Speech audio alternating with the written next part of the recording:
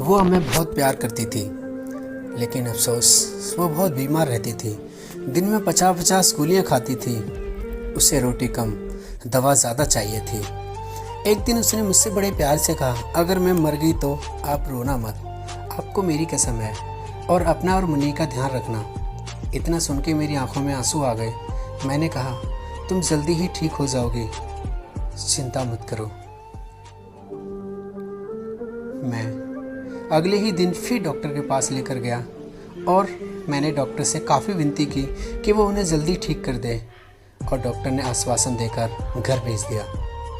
धीरे धीरे उनकी तबीयत और भी बिगड़ती गई, और फिर एक दिन डॉक्टर ने उनसे कहा, अब तुम कुछ ही दिनों की मेहमान हो।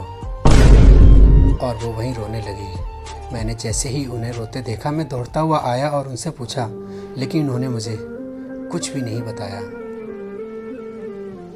अब उसे और भी चिंता सताने लगी थी। वो जानती थी कि मेरे बाद इन दोनों का इस दुनिया में कोई भी नहीं है। मुन्नी अभी बहुत छोटी थी।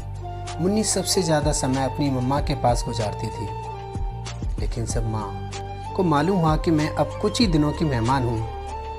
तभी एक दिन उन्होंने मुझसे मुन्नी को नानी के घर छोड़ देने के लिए कहा, ताकि मुन्नी धीरे धीरे अपनी माँ को भूलने लगे।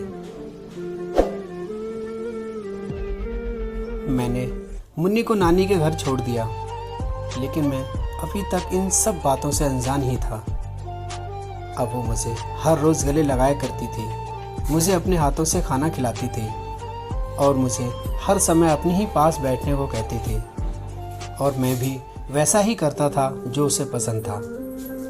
अचानक वो मेरे गले से लिपट गई और जोर जोर से रोने लगी, और कुछ ही देर बाद उसकी तबीयत बिगड़ गई।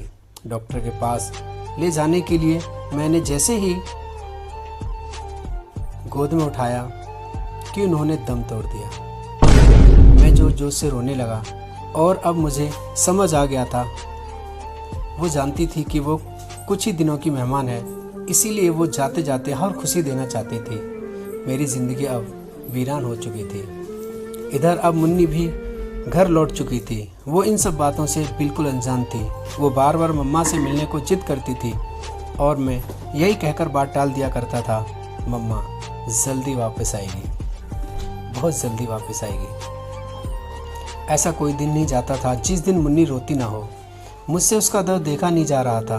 अब मैं भी थक चुका था मुन्नी से झूठ बोल बोल कर। अचानक एक दिन उसने मम्मा से मिलने की जिद कर दी और खाना पीना छोड़ दिया। महज 5 साल की बच्ची थी वो। 3 दिन तक कुछ भी नहीं खाने से मुन्नी बेहोश हो गई। जैसे तैसे होश आया और मैंने फैसला कर लिया, मैं मुन्नी को सब बता दूंगा और यहाँ से कहीं दूर लेकर चला जाऊंगा। मैंने घर और घर का सारा सामान बेच दिया। अब मुन्नी भी मम्मा को याद करते करते भूल चुकी थी, लेकिन मैं जितना भुलाने की कोशिश करता वो उतना ही याद आती। तुम मुझे बहुत याद आती हो और आओगी। समा जाती हैं यादें दिलो जहन में, जब कहता है कोई अलविदा जाकर कफन में। दोस्तों, हमारा वीडियो अच्छा लगा तो प्लीज़ लाइक से सब्सक्राइब जरूर करें। मिलता हूँ अगले वीडियो में। Thank you. जय हिंद, वंदे मातरम।